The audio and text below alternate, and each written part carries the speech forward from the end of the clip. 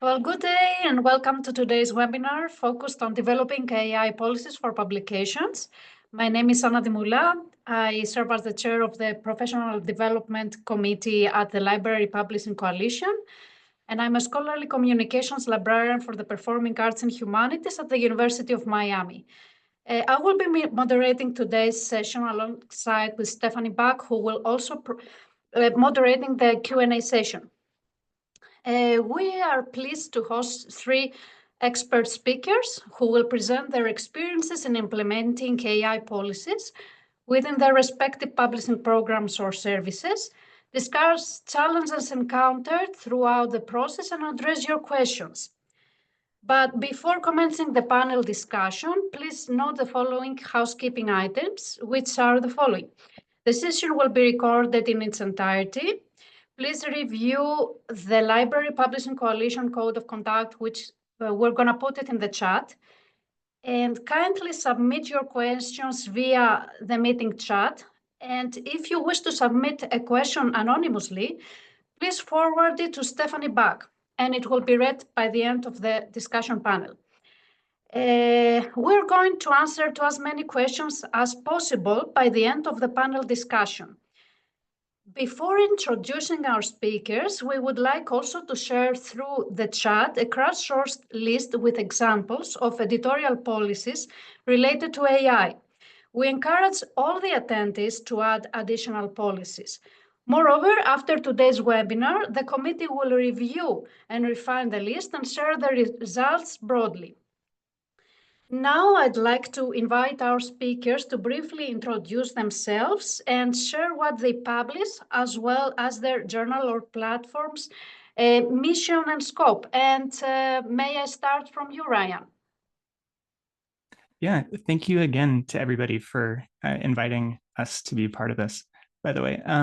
My name is Ryan Randall. I am one of the publishing editors in the library with the Lead Pipe. Our journal focuses on library work, information work.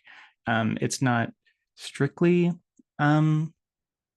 exclusively libraries. It also does archives and galleries sometimes, but it's that general trend of things. And we are unaffiliated with publishing. We're not affiliated with the university or another sort of larger institution. We're looking into becoming so. There's one that we're talking with, but it's not officially announced yet.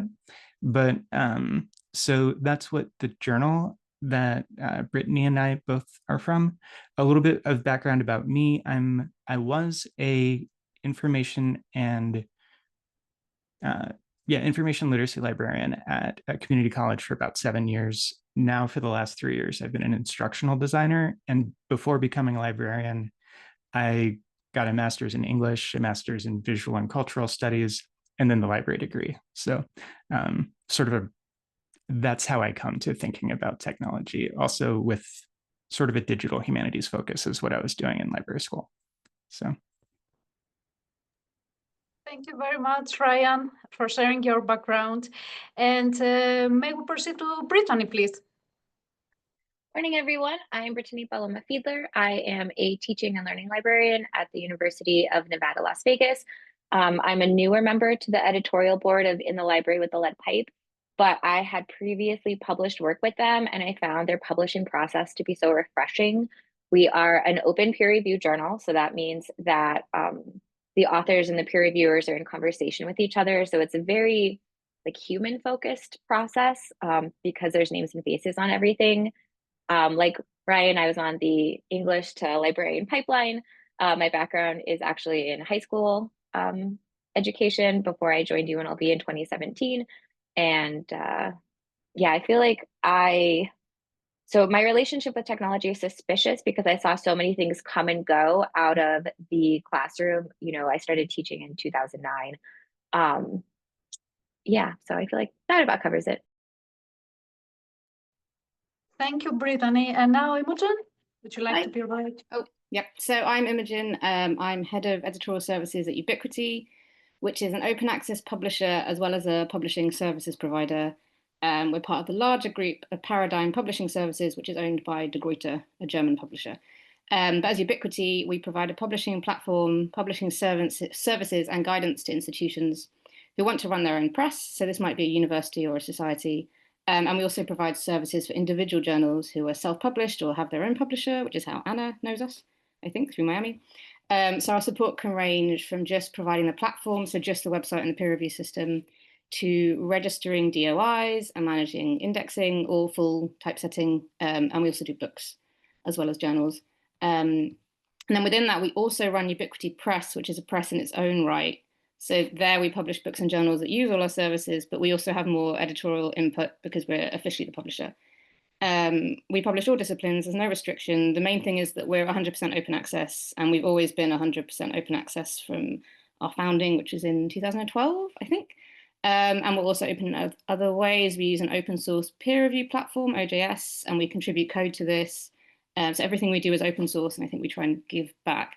And then along with openness, it's also important to us that we're fairly priced and we're transparent about our pricing and high quality, which basically means that we meet high publishing standards, which includes publishing ethics and production quality. And then I guess my personal background is I've been in publishing for ages. I can't remember how long. Before that, I did a PhD in history of science, which maybe makes you distrustful about science and technology. I'm not sure, probably. But that's me. Great. I would like to thank all the speakers for introducing themselves. And now we can move forward with the questions. And the first set of questions addresses the following items. And why did you decide to create an AI policy? Additionally, what was the impetus for creating that policy? And was there a specific situation you had to deal with? And we can start from Ryan. Yeah, we actually we have a few other policies that we had worked out collectively. That's how we tend to in our journal. We aspire to consensus as much as possible. And we had a year or two before worked on our positionality statement being part of the publishing process. So we already had a sort of example or framework of how we might want transparency and how to help elicit that from the people who would like to publish with us. And so then there was an article that in each of our articles, we frequently have a sort of just attention grabbing visual connected to the article as a sort of like header on our platform. And for that particular image, it's not an information carrying image. It's just sort of like a decorative image.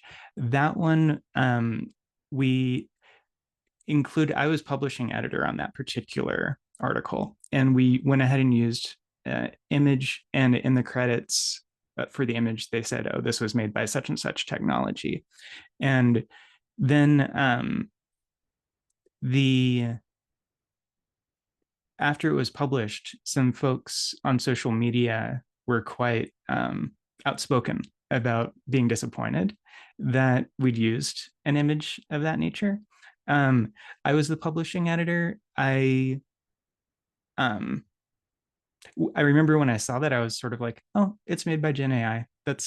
I would have perhaps preferred that they'd used an image of an actual person, but I appreciated what I thought they were trying to do with the image, the way I read it at least. And at the time, because it was illustrative, not like information carrying, it's not like an infographic, and because it was disclosed, my personal sort of concerns about Gen AI use are more about the ecological side. And I was like, well, they've already used those electrons and that battery power and whatever water went into cooling the machines that did that. At this point, why not include it? And so we discussed it. We realized that we should start having a policy that was more inclusive and more explicit about the actual written content for future articles as well. So that was definitely the scenario that helped us sort of realize how soon we needed to start making things about the written content as well. So yeah, Brittany, is there anything else you wanted to add to that?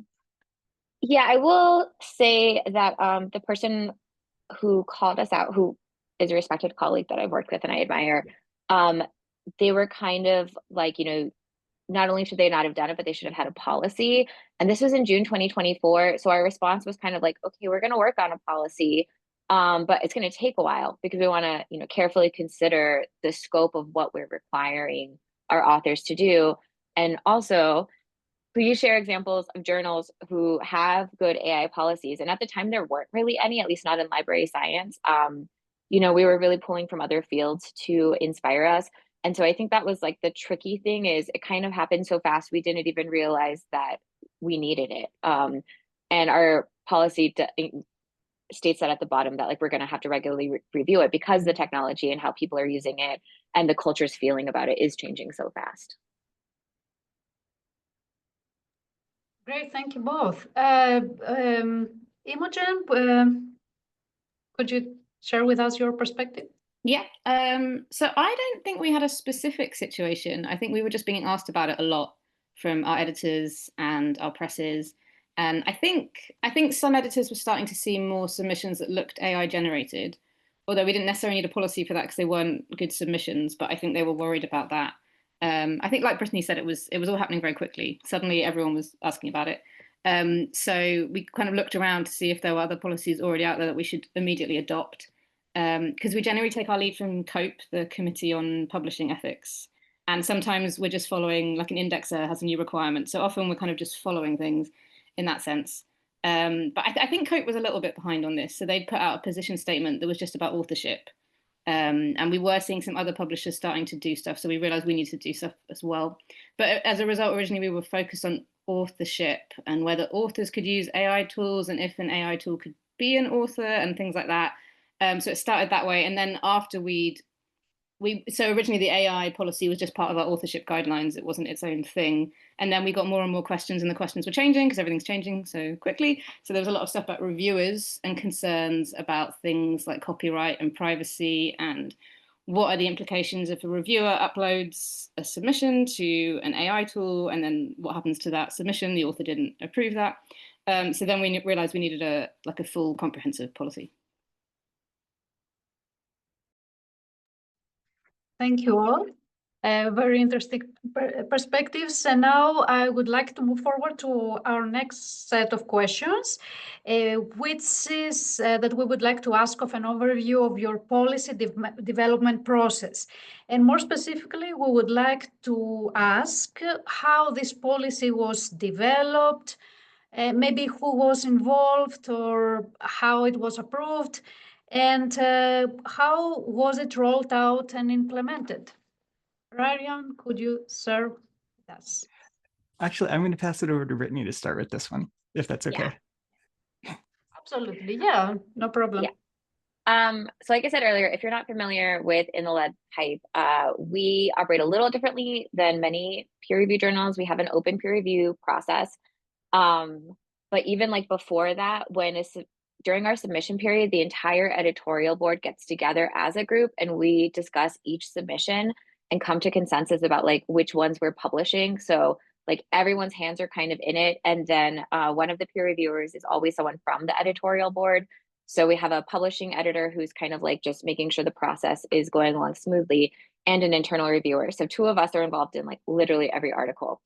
So we're obviously a very small publishing like venue because of how we do it. So that means that when it was time to develop our policy, like literally everyone was involved. Yeah, it's just, we really center like that human interaction, communal knowledge making. And that probably is like why our policy reads the way that it does. So we were all involved with writing it. It started in just kind of like draft emails, like here's a Google Doc, which is where we do all of our editing anyway. And we literally just kind of started listing out like pros and cons of AI use and how we felt about AI in general. And then Jess, one of our editors, started kind of grouping them by themes and then kind of like pulling that out. And from that, we were able to have, a lot of really long meetings that made it a more cohesive policy. And so through that, we also have like kind of the in brief version, which is just if people are curious, then our full policy. And then we also maintain an internal document that has all of that historical conversation recorded, which is actually, it was great for preparing for this meeting. So I can tell you like our initial concerns, you know, and we all kind of bring a different thing. So like Ryan is very concerned about the environmental sustainability. Different people were more concerned with like the ethics of it. Those of us who have a more equity focused are concerned that it's scraping, you know, predominantly like white male Western knowledge. Yeah, we also, you know, talked about like obviously accuracy, the quality of what it can produce, the craft, you know, of the writing. Does it have a personal voice, right? Do we want to read something that doesn't have a personal voice? So those were kind of the main areas, and I think those are reflected in our policy. So yeah, and then we didn't have to go through any formal approval process because we are just us, you know, on the internet, open access. So we decided it, we posted it on our socials, and that was it. And we probably need to revisit it, like preparing for this. I was like, oh, we should have something that specifically says whether or not reviewers are allowed to use, you know, any AI tools, which we don't currently have, because we just weren't thinking about that part of it. But yeah, so I feel like it was just a very messy group human thing. Yeah, and that sort of because we each have different positionalities and different sort of are attuned to different aspects of communal knowledge. Like Jess, they're very cognizant of how these sorts of tools might be useful for folks with disability, various disabilities. And so, oh, here's sort of more on the, in what ways could this be useful? And then for the rest of, I mean, I think all of us thinking about equity and thinking about inclusion would think about, well, if this is mathematically informed off of the open internet, how many stereotypes and misrepresentations might be likely to be included, when we know that often the mathematical outliers are the insightful, useful things, and often the more accurate historically. So it was very open discussion and talking about what we might hope that the people who write for us or read things published with us would encounter. So. Great, thank you, Ryan and Brittany, for sharing with us. Imogen, would you like to share your thoughts about the process and Yeah, regarding it this sounds like question? almost the opposite to the lead pipe, which is probably explains why our policy is quite neutral and mild in comparison. But also, we were writing it for loads of journals and different people, so I think we had to kind of keep it a bit more general for that.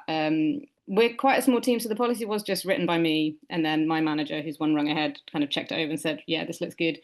But I think generally at Ubiquity, when it comes to things like publishing ethics, we sort of want to reflect consensus rather than inventing something new. I don't think a publisher should be deciding these things. It should come from the scholarly community. So that's kind of what we were looking at. So we tend to take our lead from COPE and other places like that. So I started with COPE, but they didn't have a full policy. They just, I think back when I was writing it, they had a position statement on authorship, which was quite brief. So that's what I started with. And then I think I ended up using, I think there was an editorial in Nature, there was an STM white paper, the International Association of Scientific, Technical and Medical Publishers. And then there were some recommendations from EASE, the European Association of Science Editors. And I looked at various other publisher policies, and they varied a bit, but kind of the things where people kind of agreed. So it's sort of a case of just reading through these, seeing what made sense for us and our concerns, because we don't have the same concerns as some other publishers, and kind of comparing. And then once it was written, it's quite straightforward for Ubiquity Press journals. It was just a bit time consuming. It's just updating all the websites and kind of thinking about where we want it to be linked from. So the submission guidelines for authors, also the reviewer guidelines, but also the editorial policies, just to make it clear that we have a separate AI policy, things like that. And then I think we sent a mass email. We have like a mailing list for editors. So I think we sent it to them and then tried to include it in conversations, but I'm sure a lot of them will not have read it, but it's there when they need it. And then I guess for our partner presses, it's a bit more complicated because we don't dictate policy, we just advise.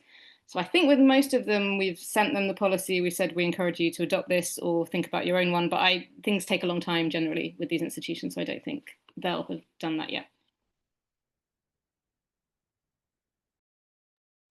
Great, thank you all for sharing your perspectives. And our third set of questions addresses what is included in the policy and what did you decide to not include? And what AI processes or tools are approved for use? And I don't know if Ryan would like to start first or Brittany. I'll go ahead and start. To you. Yeah, so I feel like the easier thing is to say what we do allow. So we explicitly say that that you can use AI tools during pre-writing. So that includes brainstorming, outlining, transcribing interviews, which can be very expensive to have a human do, right? Assuming that they're like covered under their institution's IRB.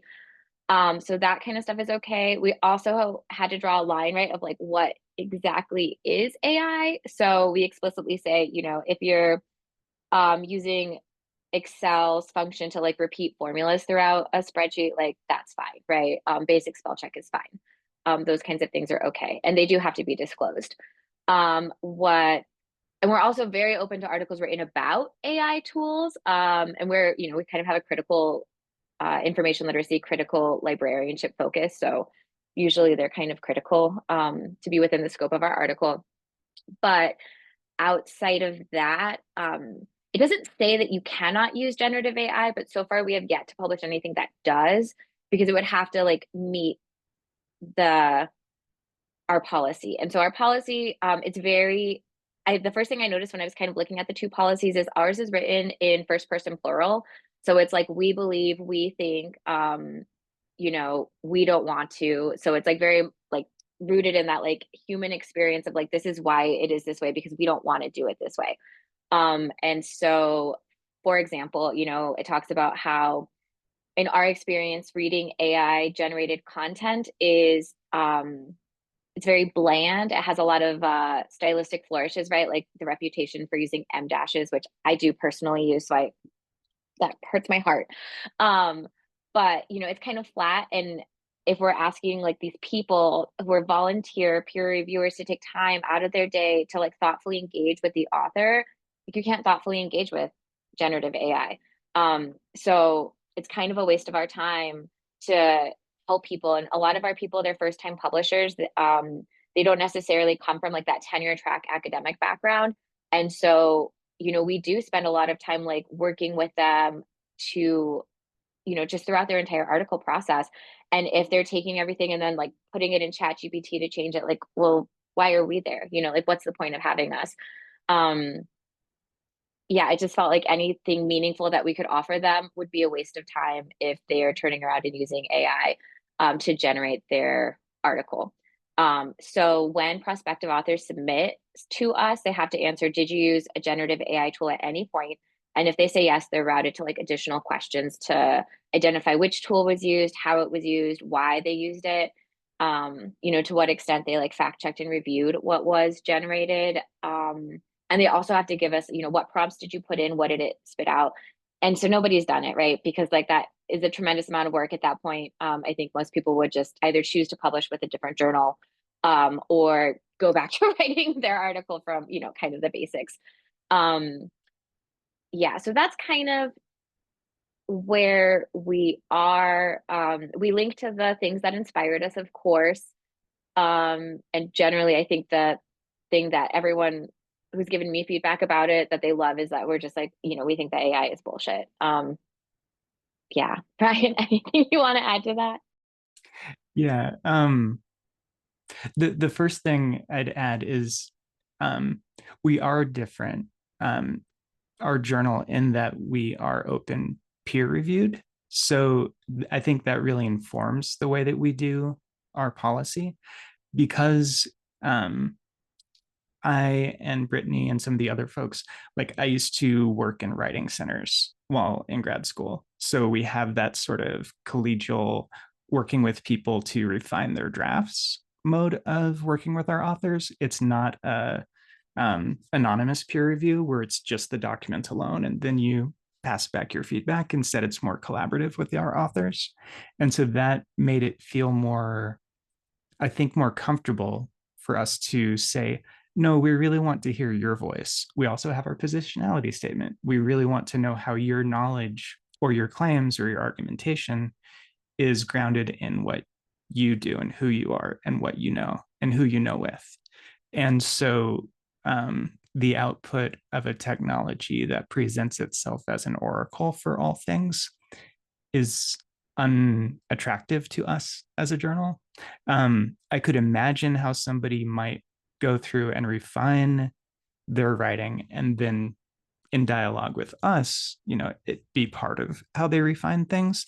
I tend to find it just sort of like putting a gossamer blur gauzy film over language is how I tend to read what I notice having come from a Gen AI tool, but that's me. So I think a bit like what Imogen was saying, where the things that Ubiquity has received, where they're confident that it was largely produced by AI, wouldn't really meet what we want anyway.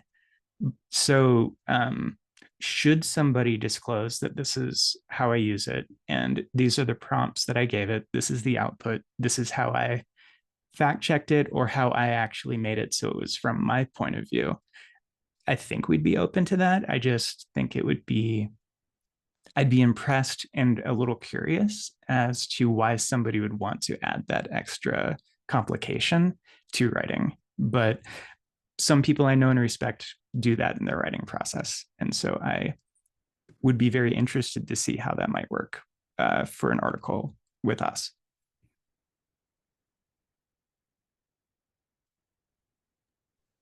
Great, thank you both. Imogen, would you like to elaborate on these questions as well? Yeah, so I think, as I said before, like ours it's fairly general. It's for a lot of journals. So I mean, I think our main thing was sort of that I wanted to get across the risks and basically say you need to be thinking about this and don't just use it without thinking.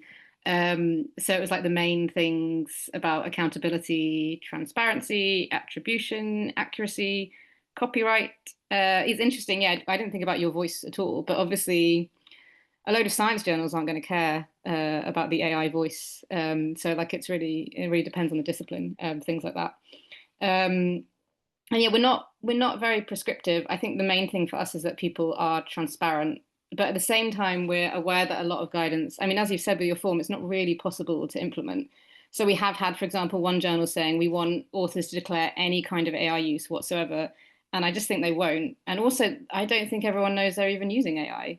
And that's going to change. Like, it's just getting snuck in everywhere. So we had a problem recently with some references that got messed up because the author had used some referencing tool. And then I think it had an AI component and which just invented references. But they thought they were just changing the formatting. So like, that's my understanding of what happened.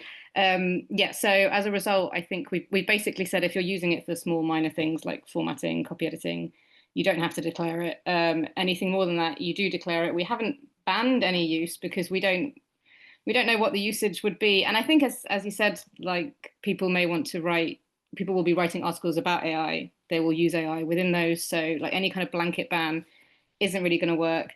And I'm also just really aware that this policy is going to change in like a year. That there's no way that we're going to be updating it a lot, and we can't really predict how people are going to use AI in the very near future. So yeah, it's basically left it vague enough to sort of cover the immediate dangers, kind of, I guess, is what we've done, and really just making people declare use because we don't really know the implications, I think.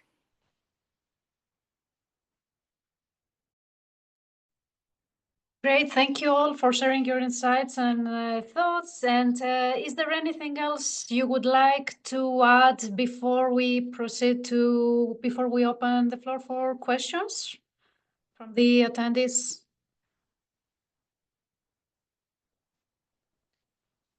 Okay, so now let's open the floor to any questions from the audience. I think we have something already in the chat. This is Stephanie. So Ryan sort of addressed this already, but I'm going to go ahead and read out the question. This is specifically for Brittany and Ryan, but I think Imogen, any thoughts you have would be great. Would another possibility be that people just lie about their use of Gen AI because disclosure process is so laborious? Have you detected that yet? So I will actually refresh Ryan's. Wow. So we have had a submission where someone disclosed use of AI, but their article didn't fit within the scope of our journal, and it also didn't match, our AI policy, so that wasn't accepted.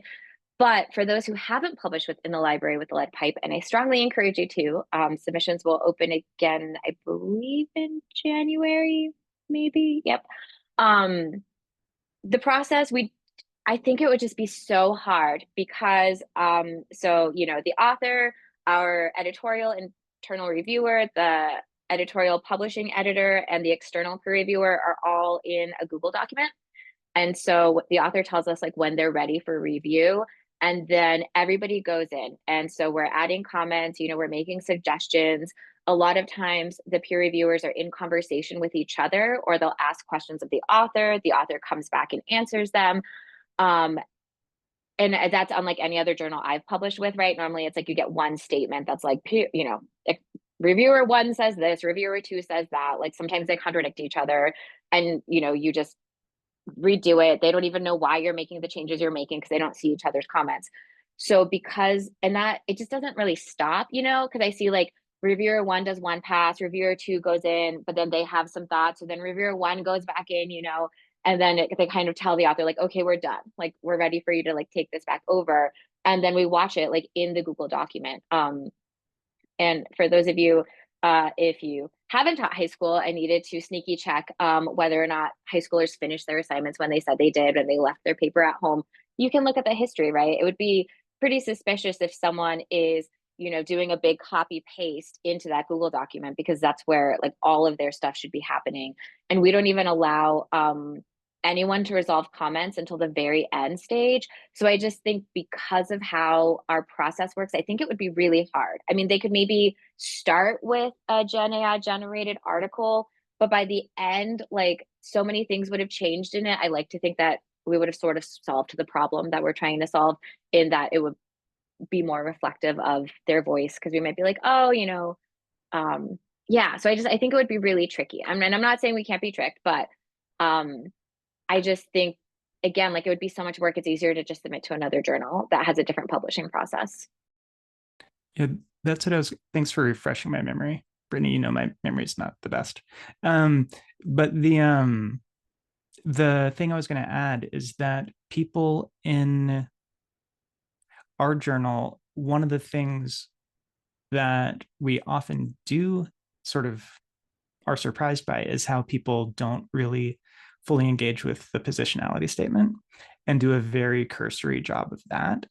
And so I think that is probably a larger barrier than the AI disclosure. Because with the AI disclosure, it's probably more like housekeeping, just like keeping track of what you put into a tool and then what you got out, and making sure to have a record of that. Like you keep records of data if you're doing strict data collection.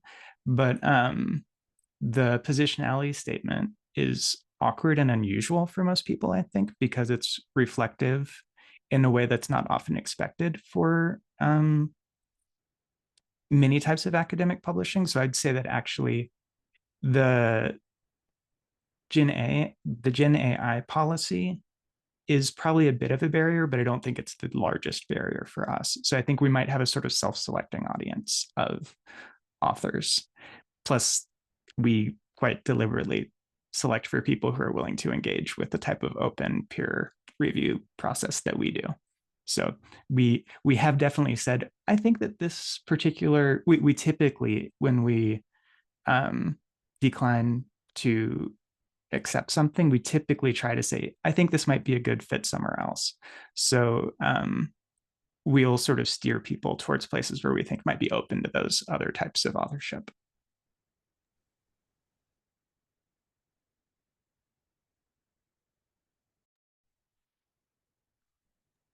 Okay, we can thank you both. So we can move forward to the next question. Yeah, so Unless we have a question about would love to hear more from both sides about how you define AI for the purpose of your policy. The two policies take very different approaches to this. And then just a follow-up or a second question was, what are your opinions about using open peer review as a check on AI use? So let's start with the first one, which is, how do you define AI? And can we start with Imogen, please? Yeah. I cannot define AI off the bat, but I would say in our policy, I think we're quite careful to distinguish between just AI and then generative AI, which is the thing that we're actually concerned with. And also, I think that we're also, when we think of generative AI, we think of things like ChatGPT, which are just out in the wild with no control. Whereas obviously you can have a local tool on your computer that uses generative AI, but that's not then going back out anywhere. So we do distinguish between those a bit. The definition of generative AI, I can't remember if I put it in the policy. I can't tell you what it is right now, but we distinguish between AI and generative AI. Whereas AI, I think, is extremely broad, and we've been using it for years and years.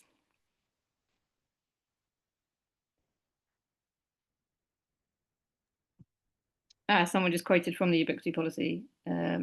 Yes, the generative AI, yeah. Ryan or Brittany?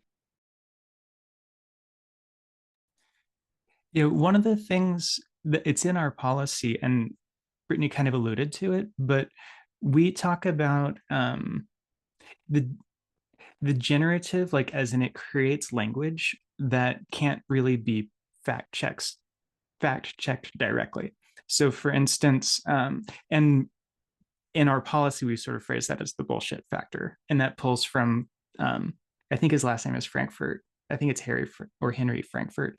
But it is a philosophical term. It's not just us using the term for fun. And it basically, the notion is that the output of these tools is truth agnostic. It's just mathematically determined language that's probable, as opposed to knowledge that can actually be attached to an individual speaker or to an intent to persuade or to inform. It's just language. And so thanks for putting that in the chat, Brittany.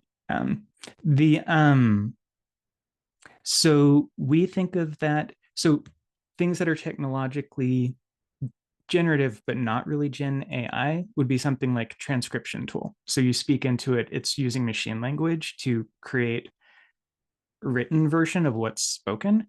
And that could be an accessibility tool. It could just save time if you're trying to make the transcript for a webinar like this one. And that you can also very easily just fact check. You can read it and say, oh, it's not understanding these medical terms, or Ryan has a really weird accent from having moved around the States a lot. It doesn't know when he says this one particular word. And then you can go back and correct it.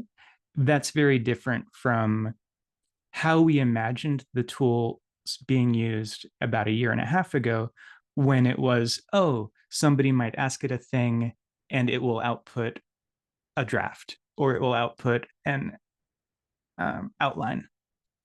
And it might come up with numbers that may or may not be attached to anything. And my sort of media studies background, thinking Stuart Hall would be grumpy about this. There will be a lot of misrepresentations. There will be a lot of sort of like folk demons that might be brought into this, sort of snuck into it, without people even necessarily realizing that they've invoked these through the proxy of the tool. And so that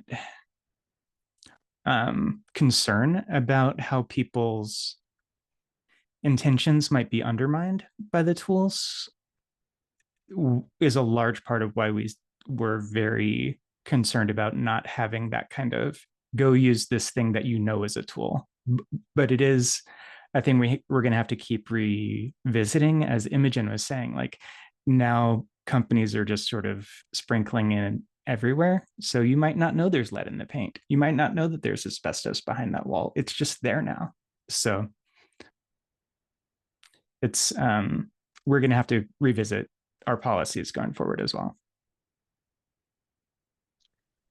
Thank you. And then I would like to move to the next question. And there's some good conversations in the chat for those of you who are in there. But I just wanted to go to the next question is, what are your opinions on using open peer review as a check on AI use? Brittany, do you want to start us off? Yeah, I mean, I think that makes it really tricky, right? And I like open peer review for many, many, many reasons. I feel like once people have that experience, it's kind of hard to go back. But yeah, I think that the process just makes it a little trickier. And I mean, maybe I'm like overstating, but librarians, I think we're often feelings people. I think it would make someone feel bad to, purposefully, break a policy and then reach out to colleagues, ask them to take their time with this, and knowing that like you are going against like the rules and requirements of a publishing organization, especially because there's so many other places you could publish. So for us, I think it definitely, I just think it would be hard, both from a practicality perspective and also like the feelings perspective. The person who is, you can see how much time, you can see their timestamps that they were in your document, at 11 p.m. because work was way too busy and they're taking time out of their personal life to do that. And I like to think that that would discourage people. Yeah, and I'd add that I think I can see why the ethics of various scientific journals would steer away from open peer review. And I understand why. It's sort of a historical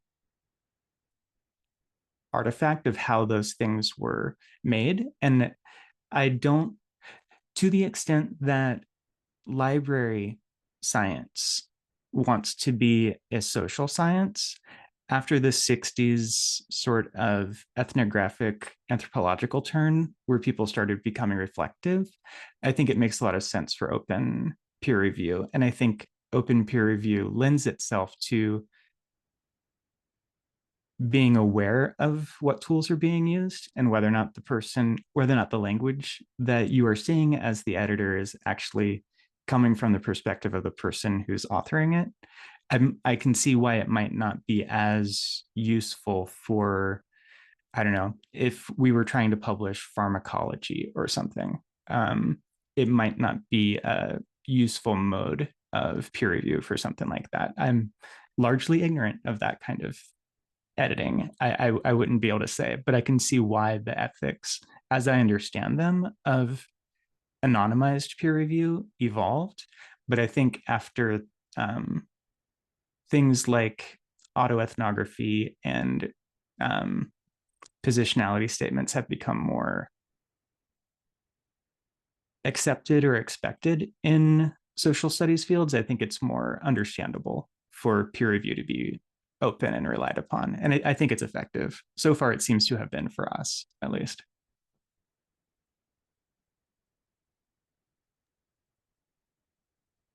Thanks. Imogen, do you have any thoughts about that? Yeah, I mean, just on open peer review, we have some journals that they have closed review and then they make the reviews open after publication, which I guess is sort of a halfway thing, but it's not quite the same as what you do. I mean, just on using it for AI checking, I mean, my only concern is you get a lot of AI witch hunts. I think a lot of people who are really confident in their ability to recognize AI, and some people do just use a lot of M dashes. And maybe not in your journal because it sounds like the writing style is very important in your journal, but in other journals, some people aren't very good at writing and they might write like an AI chatbot. So yeah, I think it would be risky to just set people loose on that potentially. Yeah, I'm not sure. Yeah, I think my personal writing style, probably a lot of the AI checking tools would say is I use a lot of M dashes. I very much had formal sort of, like, I had a philosophy minor, so it's very structured. So I'll say like first, second, third.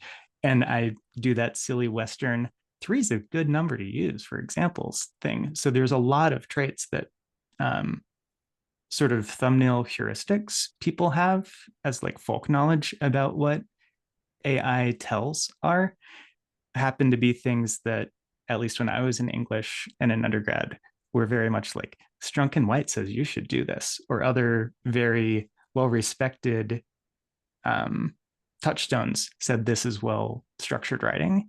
And I think the tools are oriented towards producing that for better or for worse, which is also sort of how they produce a certain type of Western class knowledge.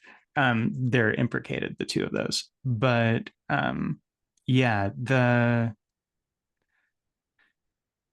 it's a really odd thing to realize that the things I know I have written and fretted about and pulled hair out trying to get from my brain into a draft form might be regarded as having been written by AI tools. So I think it is really, I'd be very wary to encourage reviewers to do that. So I think exposing, with my instructional designer hat on, I often try to I advocate for faculty members to the extent that they can, considering their labor, time, and availability, try to do more exposing of the process of writing. That's how students can learn better, I think, as opposed to just having it be just turn in the final draft and then get a grade. And so I think that has carried over into how there's a lot of overlap between that sort of exposing of the process in any type of writing. And I think that works well for our journal. I don't know if it would work for every journal for various reasons, but for ours, I think it's worked really well. Actually, this Thank reminds, you. oh, sorry. This Please go ahead.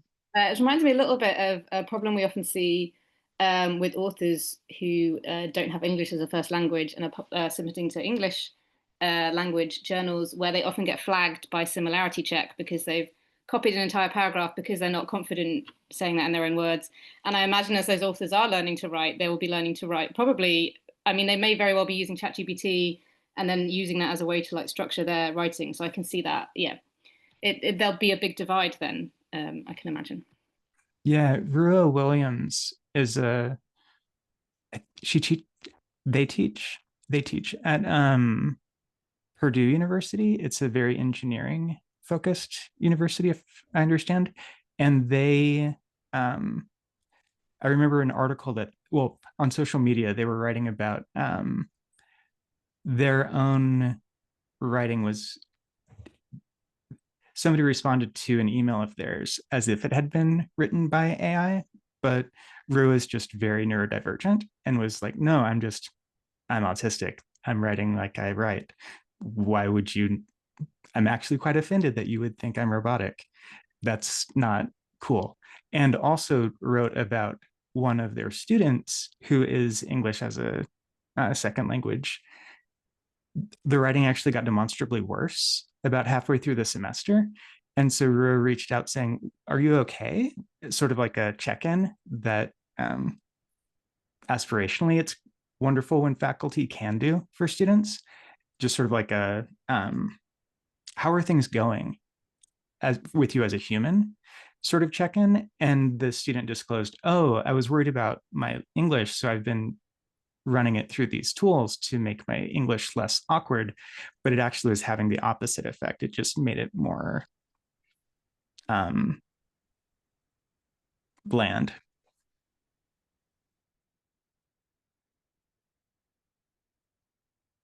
Thank you. So there's a comment in the chat that I just wanted to bring up because this individual notes that at Kairos, there doesn't seem to be any correlation between the use of open peer review and authors' hopes for publishing submissions that use AI. In some cases, authors just don't see what they're doing with AI as problematic. For that reason, we've rewritten our AI policy 3 times. So yes, that's come up a number of times. But also, the comment notes that we have also witnessed that folks who are pro-AI feel very strongly about it, and there's lots of ego that seems to be bound up with that. So they may not care if they're exposed as using AI or not. And I was wondering if anybody of the panels would like to comment on, or talk about how do you deal with folks who are super pro AI, and we have a number of those at my institution, so I'm curious as well. Yeah, I'm in every week I meet as part of open access, open educational resources. We meet once a week across my state, and some of the people involved in that are extremely attached to their use of generative AI tools. And I kind of think of it as an instructional designer with that hat, or with my sort of media studies hat. I think of it symptomatically, like, what is it about the design of these tools that makes people so, insert whatever verb you want here. Sometimes it seems eager, sometimes it seems attached, like in a psychological, like affected, this is a thing that is part of my identity now kind of thing, or even dependent, depending on the person. And then there's a lot of different critiques you could give about the design of these tools, the way that extractive capitalist companies have decided to deploy them, as opposed to, as Imogen was saying, some small tool that lives on your own computer that does a very specific thing, but you could also perhaps think of it as generative AI. So yeah, I'm very curious as to the reading symptomatically, like, what is it about these tools that indicates that there's some unmet need elsewhere? That's very much how I think of it with students. Like, what need is going unmet that makes using this easier than trying to do the tasks on their own? But I don't know how to intervene in that. And that's honestly, I know some people, I worry about whether or not an intervention would be nice and useful for them because they seem so attached to using the tools. But that's one thing that as an editor, I don't know how to sort of, I don't have that relationship where I can like take somebody aside and say, hey, are you okay? That's not something that I would do with the author with us, but it is a thing that I very much, broadly speaking, societally speaking, wonder about.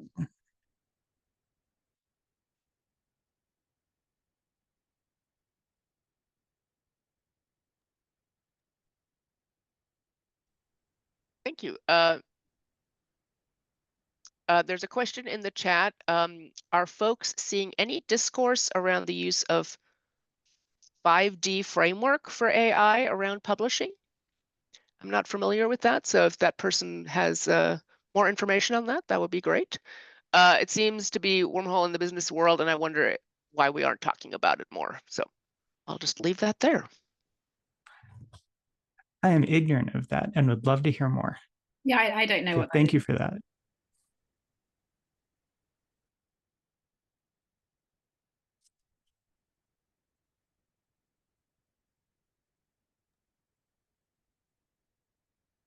Okay. So this person posted a link, and so we might have to take a couple of seconds to review that. Does that person want to unmute and maybe share a little bit more about that, or if not, that's fine too. Sure. So I saw this come up from the head of AI at Amazon, who was brought to speak in my institution on LinkedIn. But the crux of it is about focusing our AI use on tasks that mostly we don't want to do. So I'm just going to copy paste this in the chat for folks, but like things that are dull, dirty, dangerous, difficult. They use double time intensive. I've seen discernment. I've seen the 5th D seems to be in flux. But I see this very heavily used in the tech and corporate world. Salesforce has a pitch about this on their website. And I feel like it's like nowhere near the discourse we're seeing in academia, where it's still like a lot of the things Ryan was talking about, this like capture of like, ooh, it's doing fancy, shiny things. And I have a lot of dull, dirty, difficult work that I would really like the robots to do for me, but I can't even convince anyone to discuss those kinds of projects with me because they're just not shiny enough. So I feel like maybe there's an opportunity for us to leverage a space for this in the discourse and where we are to maybe shift away from some of the more riskier uses to like, what can we learn from some of these less riskier uses that expand capacity in areas that we might want to leverage, that could, also decharge some of this discourse too around people whose expertise is frankly being very threatened. Yeah, so I would just say that actually at Ubiquity, people, not really me, but other people are broadly pro AI, because it is in many ways Ubiquity. It's not a tech company, but it's quite tech aligned. We are building and maintaining a platform, so there's a lot of tech people who work for us. They all seem to be pro AI, which is interesting because I think there's almost an understanding that the academic article is different, and we have to protect the sanctity of the academic article, and that's kind of needs more care. Whereas we can use AI tools for different things that we do, and that's fine. So I think people are very keen at Ubiquity to be like building AI tools, and I don't think there's much negativity being said around that. And no one's mentioned the 5Ds, but I feel like they're not focusing on the 5Ds. They're more focusing on building something better that we couldn't otherwise do, which I don't think fits into that. So just like things like a better search function on our journals, like just creating new tools, I suppose. But yes, I would say people aren't thinking very critically about it, probably. So the editorial team, and because the editorial team at Ubiquity, we're working with academics, and so we're getting kind of a different conversation, I suppose, from the rest of the company. But there's probably some good you can do with it, I believe. I don't know how we get around the environmental impact side of things, but there are some comments in the chat about using it for formatting citations, fun things of that nature. So that might be something that folks can consider. Has anybody had any experience with that they want to share? Now, just on the citations, we did have an author who used it to format their citations, and it just created new references that did not exist. So that was, and I would have naively thought that the AI tool would not do that, but it went completely rogue. This is what they said, that they used a tool, and this is what happened. So I think it does seem like even for something as you would think simple as that, it doesn't seem to work. And also, we already have referencing tools that can do that without using AI. So I don't really understand the difference, I guess. That's exactly what I was thinking, Imogen, is this is where that sort of generative nuance comes in, because I'm actually a really big fan of writing in Markdown and then using Pandoc. So I don't have to, my background is English, then media studies, and then library science. So, MLA, then APA, sometimes Chicago. I don't want to have to keep all those in my mind. And so Pandoc is a command line tool that's really good at generating the formatting in the different modes without me having to remember them all. And remember, does the year come before the period? Like that sort of details. I hope I have better things to think about than that. And when I'm doing coding work, there are linters. Those are a class of thing that does formatting, like stripping white space at the end of a line or making sure that bullet points are formatted in a certain way. So there's a lot of tools that are very purpose built, but aren't meant to be general. And so this sort of like, when people talk about Gen AI, sometimes the Gen means generative, sometimes the Gen means general. And I'm very hesitant about these general, all-purpose, all-singing, all-dancing tools. But there's a lot of other smaller tools that are very purpose-built that are also open source, like Pandoc, or just the notion of Markdown, that are actually quite useful for these things. So I think thinking symptomatically, folks who are not as tech curious, or who just the barriers of using the command line, like that's a mysterious, arcane, dangerous proposition. I might mess up my computer. I'm not going to do that. I can see why instead using something that much of capitalist society is telling us can do everything right now. I can see why that would be a very appealing to them. But I would hope that what this moment of Gen AI fervor does is it helps people become more aware of, oh, maybe I can use Pandoc, or maybe somebody will make a friendly interface for Pandoc. Like that, there's a program called Zettler that does that, where it basically lets you sort of have Pandoc around, but from just a notes thing. So I think there's a lot of other tools we could be using instead. But so maybe what Kathleen shared, and thank you so much for that 5Ds thing. Maybe that's a way of sort of saying, hey, maybe use the big tool for some of these things, but also we have smaller, more purpose-built tools for some of these things. And those smaller things like Pandoc that runs on my computer, that uses a lot less electricity than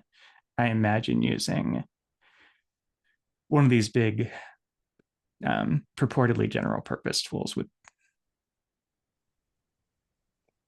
Thank you very much. I think we're about to close the session. Thank you everyone for attending the webinar. Thank the speakers for their insights and the attendees for your valuable participation.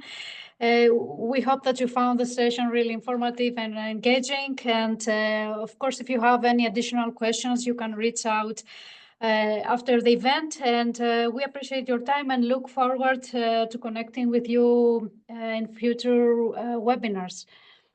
So thank you, everyone. Bye.